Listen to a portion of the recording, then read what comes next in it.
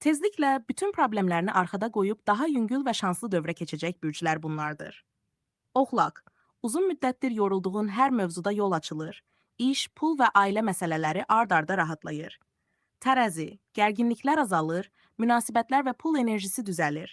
Daxili balans bərpa olur. Əqrəb, ağır dövr bitir.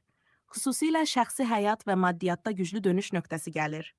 Qoç, qısa zamanda çətinliklərdən çıxış qapın açılır. Enerjin artır, şans düz yoluna düşür.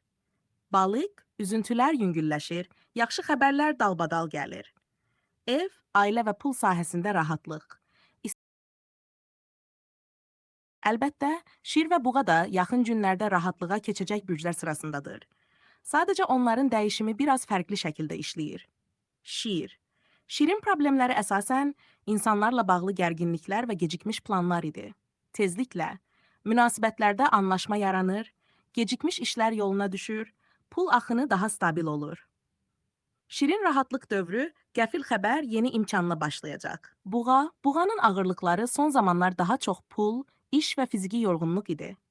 Yaxın günlərdə gözlənilməz pul qapısı açılır, işlə bağlı güclü dəstək gəlir, həm də enerjin yüksəlir. Buğa üçün sakitlik dövrü maddiyyatın düzəlməsi ilə başlayır.